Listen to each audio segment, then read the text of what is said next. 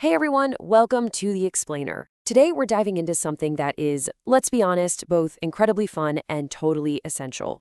We are going to map out the exact grammar and vocabulary of a real-world argument. Yep, you heard me right. English has this incredibly rich, deeply specific set of phrasal verbs and grammatical structures designed just for describing disagreements, how people handle them, and the messy aftermath. By the end of this explainer, you're going to have a complete visual toolkit to navigate literally any dispute. So think about it for a second. Have you ever found yourself right in the middle of a really messy argument in English? Like maybe with a coworker, a partner, or let's just use the absolute classic scenario today, a flatmate who literally will not wash their dishes. Arguing is stressful enough on its own, but trying to find the exact right words in English to describe who started it, who backed down, and who apologized, man, that can feel like navigating a minefield. But don't worry, we're going to break it all down step by step. Okay, let's dive into this. We're breaking this down into 4 stages today: the anatomy of an argument, resolving the conflict, dodging the used to trap, and finally, telling the story. All right, stage 1, anatomy of an argument. Let's look at how these fights actually start and escalate. Picture this. You walk into the kitchen and the sink is just overflowing with crusty plates. Again. Step 1. You fall out with your flatmate. Now, this isn't just a minor bicker, right? Falling out means there's a serious, lasting crack in the relationship. Then, step 2 hits. Someone might lash out.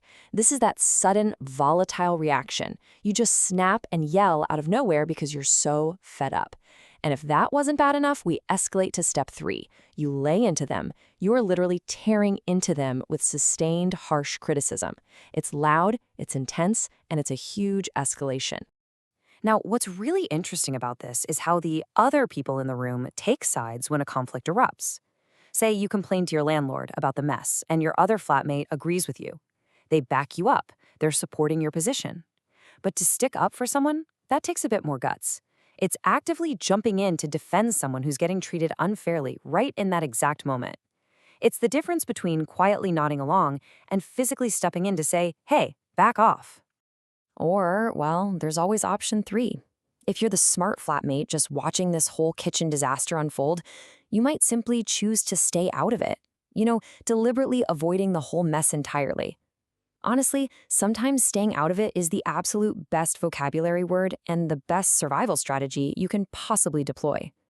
But hey, conflicts don't last forever. Let's move to section 2, resolving the conflict and dealing with the fallout.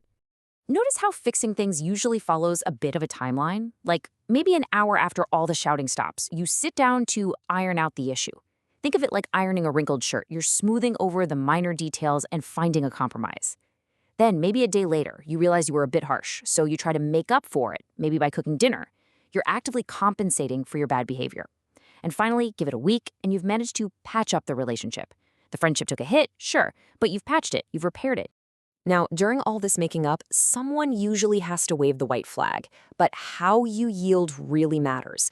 If you give in, you're stopping the fight, but you're doing it reluctantly. You didn't really change your mind, you're just totally exhausted from arguing. But on the flip side, if you back down, you are withdrawing your argument and actually accepting the other person's point. Backing down usually means you realized, okay, yeah, I was wrong here. Okay, I highly recommend grabbing a quick screenshot of this right now. Here is your visual cheat sheet summarizing the core ideas for all 11 of those conflict phrasal verbs we just unpacked. From kicking off a fight by falling out all the way to patching things up. Keeping these organized by what they actually do makes it so much easier to pull them out of your brain when you're actually in the heat of the moment. So, the argument's over, the chores are divided, and life has moved on. This brings us to section 3, the used to trap, and adapting to our new normal. Let's start with the classic used to plus the infinitive base verb.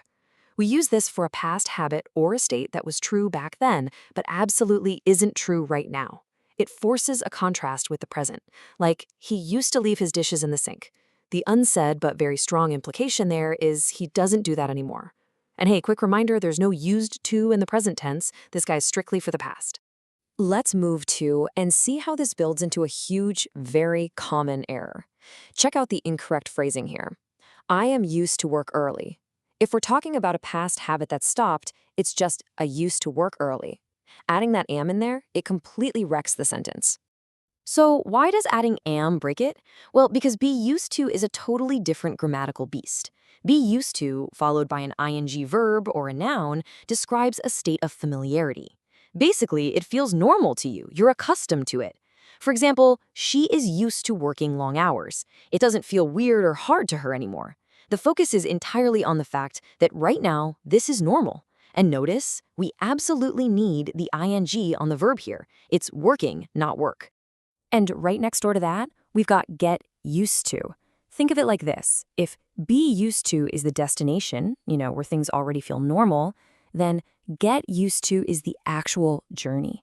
It describes the process of gradually getting accustomed to something new.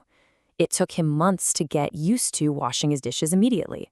He wasn't used to it on day one, but he gradually got there. If you ever get your wires crossed on this, just use this brilliant little test. If you can logically replace your phrase with was in the habit of, then you need used to plus the infinitive.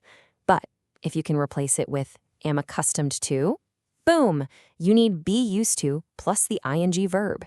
Just anchor that rule in your mind, and I promise you will never fall into the used to trap again. Okay, the dishes are clean, you've patched things up, what's left? Section 4, telling the story. Time to gossip with some irregular past simple verbs. Now, as we all know, most English verbs play nicely. You just slap an ed on the end, right? Walked, worked, talked. Simple. But then we have the irregular verbs. And honestly, they have absolutely no rules. Here are some of the most common, painful errors we see when people are telling a story. Adding ed to create these weird Frankenstein words like gived or telled. Or maybe just using the base form, she give me the money. Or, my favorite, confusing everything by throwing in a past participle without an auxiliary verb. He has spoken yesterday. Look, we have all been there. Because there's literally no rule, these fixed forms just have to be memorized. But hey, the good news is, once you lock them in, they are exactly the same for every single person. I, you, he, she, we, they, doesn't matter. Here's a list of 10 crucial irregular verbs for storytelling. Bring becomes brought. Speak becomes spoke. Tell becomes told. Leave becomes left. And look closely at our conflict phrasal verb fall out. It just uses the irregular past of fall, so it becomes fell out. As in, we fell out over the dishes. So, the crucial point here is how we handle these phrasal verbs in the past tense. Take find out, for example. The past simple of find is found. Therefore, the past simple of the whole phrasal verb is found out. Please do not separate the two words and try to glue an ed onto the end to make found it out. It's not a word. It is always, she found out the truth. And I think this just brilliantly sums up our whole journey today. Mastering these words is absolutely the key to surviving any English argument and actually living to tell the tale. You've now got the exact terminology to pinpoint the start of a conflict, the nuanced verbs to explain exactly how it was resolved, the flawless grammar to talk about your new habits, and the irregular verbs to recount the whole dramatic saga to your friends later over coffee. It's all about having the right tools for the job, and now those tools are yours. Which leaves me with just one final provocative question for you. Based on everything we just went through, who are you going to fall out with next? And, more importantly, are you ready to iron it out? Thanks for hanging out with me on this explainer. Keep practicing those verbs, and I will see you next time.